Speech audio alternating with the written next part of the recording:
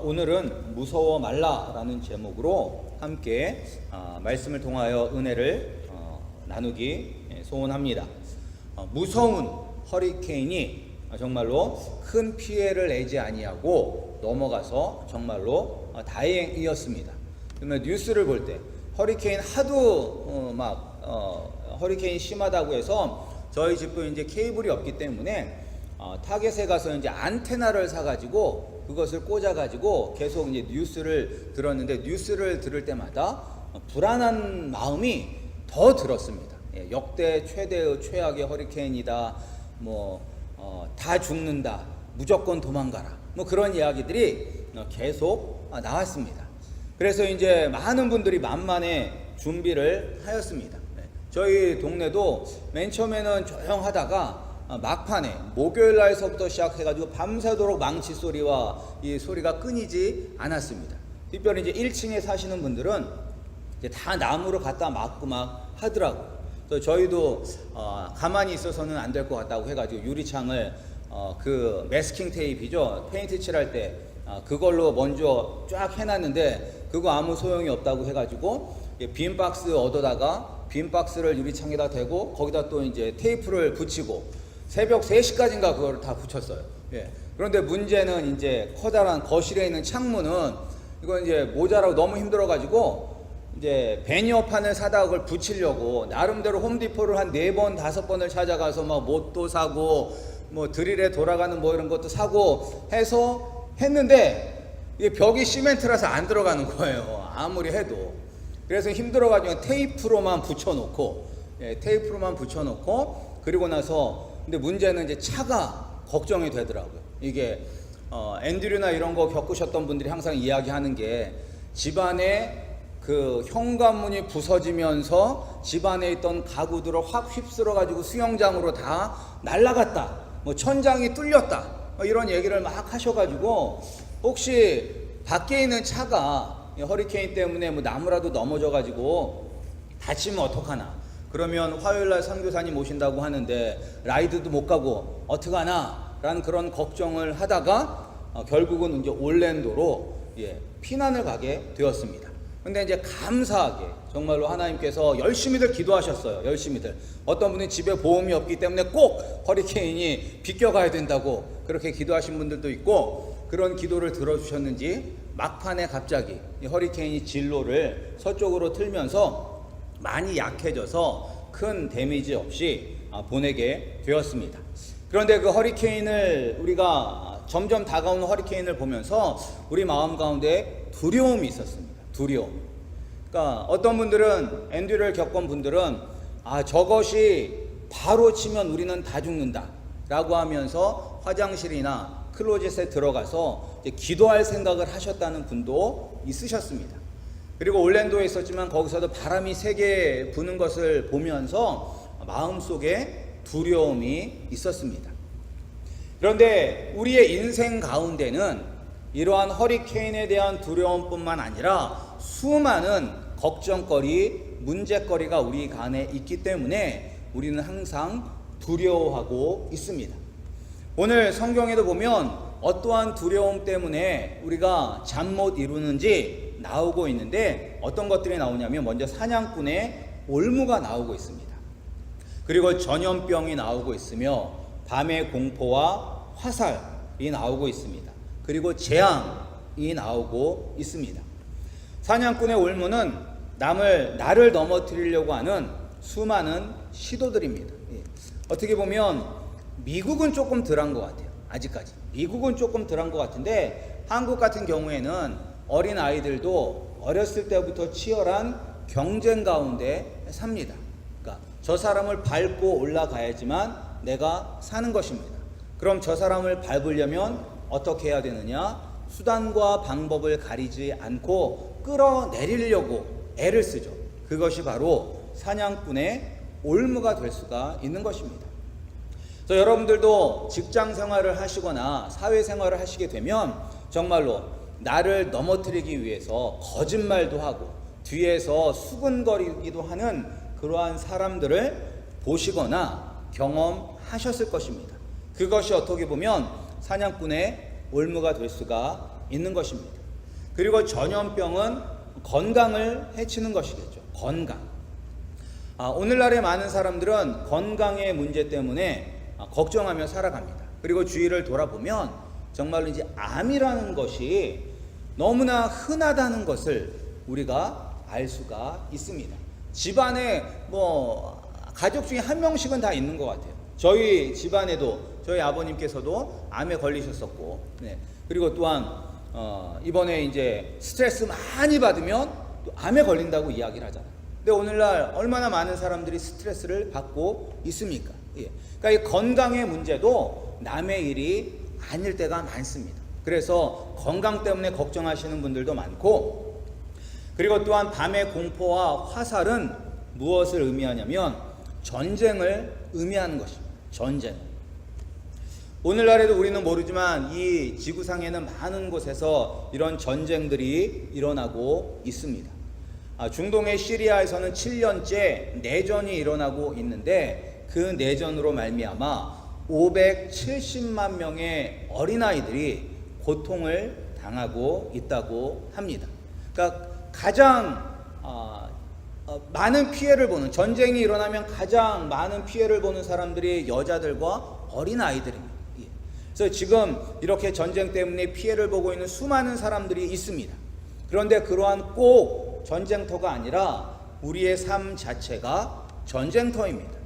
우리가 실제로 총과 칼을 가지고 싸우지는 않지만 우리의 삶 속에서도 치열한 영적인 전쟁뿐만 아니라 살아남기 위한 치열한 전쟁이 일어나고 있습니다.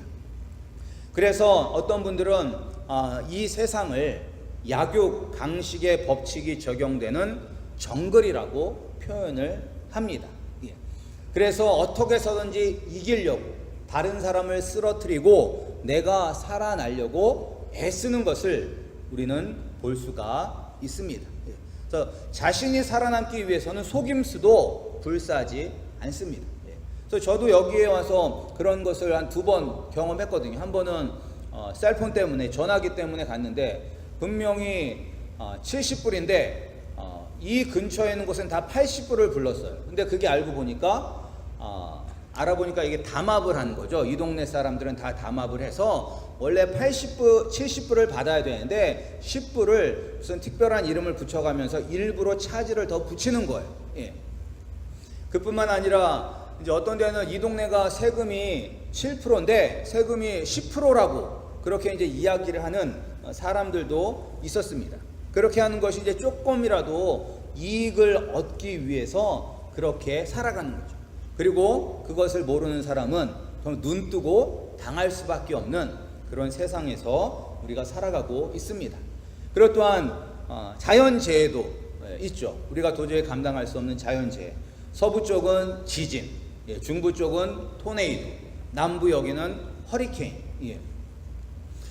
이런 위협과 걱정거리와 근심거리 가운데 살아가는 것이 바로 우리의 인생입니다. 우리의 인생에는 항상 이러한 위협들과 문제거리들이 도사리고 있습니다. 따라서 우리는 두려울 수밖에 없고 걱정과 근심을 할 수밖에 없는 것입니다.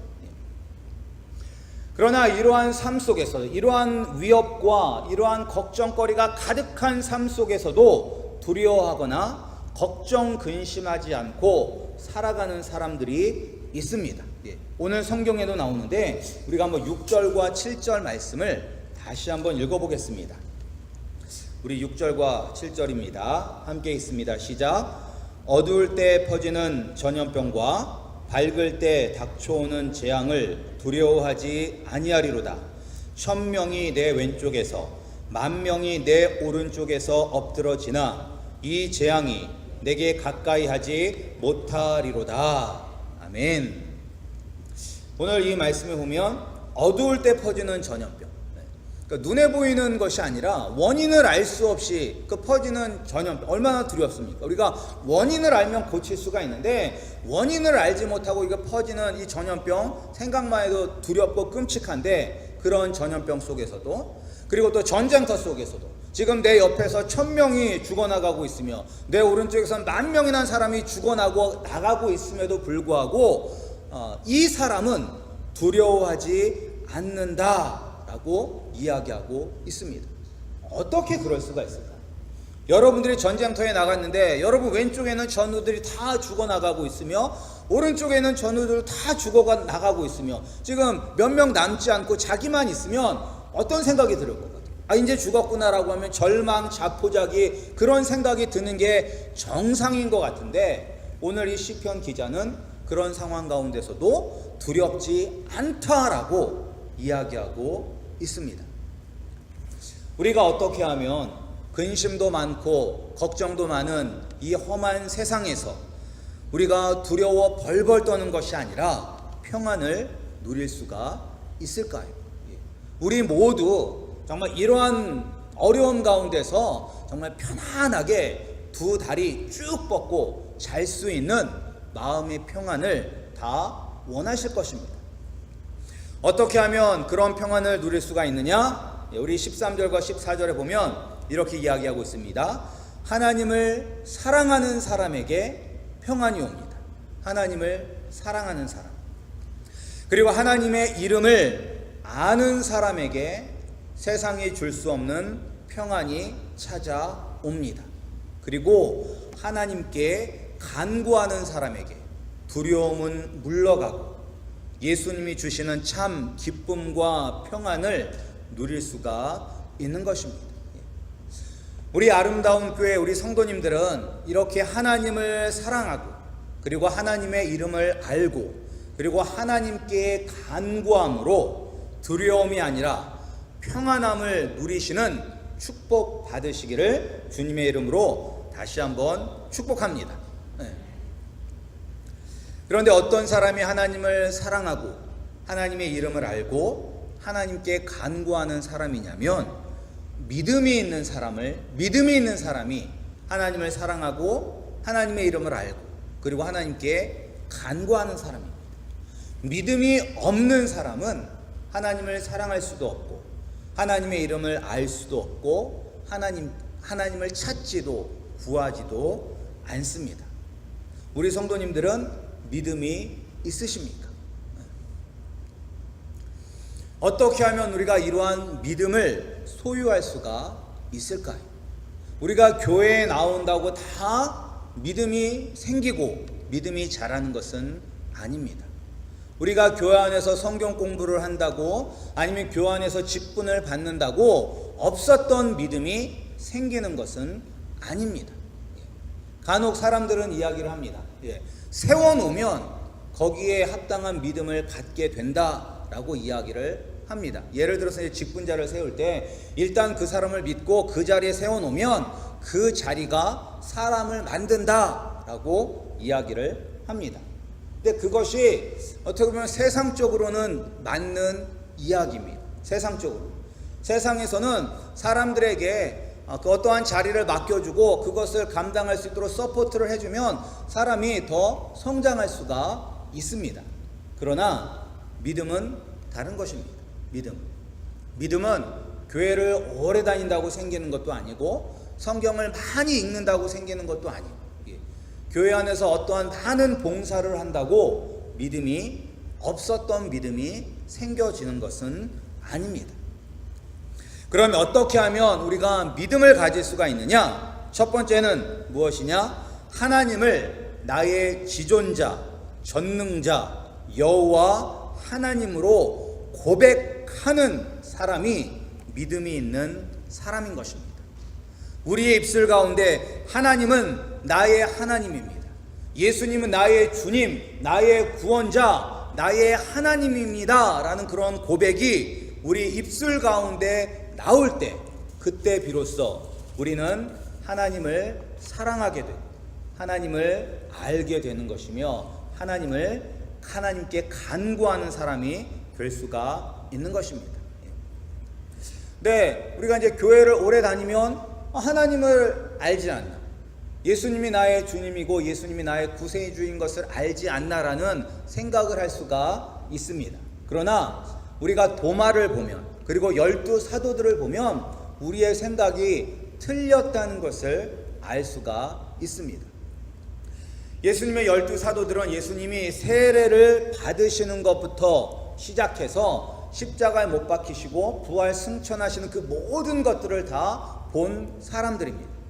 그런데 예수님이 세례 받으시고 사역을 시작하시면서 수많은 기적을 일으키시고 말씀을 가르치셨음에도 불구하고 3년 동안 그렇게 따라다녔음에도 불구하고 예수님이 십자가에 못 박혀 죽으셨을 때 제자들은 다 자신들은 실패자라고 생각을 했으며 예수님도 실패자라고 생각을 했습니다. 그런데 그러한 생각이 언제 변화가 되었느냐? 예를 들어서 이 의심 많은 도마 같은 경우도, 도마가 어떻게 해가죠? 내가 예수님의 못자국 난 손과 옆구리에 그 참자국 난 옆구리에 손을 넣어보지 않고서는 살아계신 예수님이 부활하셨다는 것을 내가 믿을 수가 없다라고 이야기를 했었을 때 예수님께서 나타나셨잖아요. 그것을 보고 의심 많은 도마는 고백을 하였습니다. 나의 주님이시오 나의 하나님이시니다 라고 고백을 하였습니다. 그리고 그 고백을 한 그 순간 그는 비로소 예수님을 온전히 알고 예수님을 사랑하게 되었고 예수님 한 분만을 의지하며 사는 참 믿음의 사람이 되었던 것입니다. 우리 성도님들도 우리를 위하여 이 땅에 오시고 우리의 모든 삶의 고통에서 건져 주실 수 있는 유일하신 하나님의 아들 예수 그리스도가 바로 전능자이시며 지존자이시며 나의 하나님, 나의 주님이십니다 라는 그런 마음속에서부터 일어나는 고백이 있기를 주님의 이름으로 축복합니다. 우리가 그렇게 고백을 할 때 우리가 비로소 하나님을 사랑하고 하나님의 이름을 알고 하나님께 간구할 수가 있는 것입니다. 그리고 그때 1000명이 죽고 10,000명이 죽어나가는 그런 전쟁터의 한복판에 있어도 우리는 두려워하지 않고 마음의 평안을 누릴 수가 있는 것입니다. 그리고 또 우리가 이러한 믿음의 사람이 되기 위해서는 우리는 항상 어디 안에 있어야 되느냐? 예수 그리스도 안에 있어야 됩니다. 그래서 오늘도 이 91장 1절 2절 말씀에 보면 하나님을 뭐라고 표현하고 있냐면 은밀한 곳, 그늘, 그리고 피난처, 요새라는 단어를 사용하고 있습니다. 근데 이제 이 은밀한 곳이 영어로 보면 쉘터예요. 쉘터. 그러니까 하나님은 나에게 어떠한 존재면 쉘터와 같은 존재, 나에게 태양을 피할 수 있는 그늘과 같은 곳, 그리고 나의 피난처며 나의 요새라는 이런 고백인 것입니다. 그런데 쉘터나 그늘이나 피난처나 요새는 그 안에 거할 때 비로소 안전한 것입니다. 우리가 그 쉘터를 벗어나면, 그 피난처, 그 요새를 벗어나서 나 혼자 있게 되면 우리는 안전할 수가 없는 것입니다. 따라서 우리가 안전하려면, 평안을 누리려면 우리는 항상 쉘터, 나의 쉘터 되시고 나의 그늘 되시고 나의 피난처 되시고 나의 요새 되시는 예수 그리스도 안에 거해야만 하는 것입니다. 그 안에 항상 거해야 돼요. 그러나 우리는 항상 그 안에 거하는 것이 아니라 왔다 갔다 할 때가 있잖아요. 왔다 갔다. 힘들고 어려울 때는 주님 하면서 매달리다가 인생이 잘 풀리는 것 같으면 그냥 주님을 떠나서 내 마음대로 살기도 하고, 그리고 때로는 하나님께서 뜻이 있기 때문에 모든 것이 합력하여 선을 이루시는 하나님의 그 선하신 뜻을 알지 못하고 인생에 조그만 어려움이 있을 때 하나님이 어떻게 나한테 이럴 수가 있어라고 하면서 하나님을 떠나는 그러한 어리석음을 우리가 계속 반복할 때가 참 많습니다. 그러나 하나님을 떠난 인생에게 참 평안과 위로와 쉼은 존재하지 않습니다. 우리가 이 땅에서 의지할 분은 오직 예수 그리스도 한 분밖에 없는 것입니다. 그래서 예수님도 계속 말씀하시잖아요. 내 안에 거하라. 내 안에 거하라. 내 안에 거할 때 세상이 줄 수 없는 평안이 우리 가운데 있는 것입니다.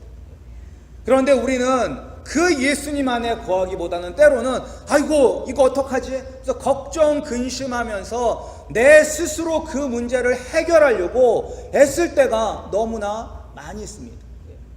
그러나 우리가 성경에서도 이야기하잖아요. 우리가 아무리 걱정하고 근심한다 한들 해결할 수 있는 것이 무엇이 있습니까? 우리가 아무것도 할 수 없습니다. 우리는 흰머리만 늘어날 뿐이죠. 흰머리만 늘어나고 늙을 뿐이에요. 우리가 걱정 근심하면.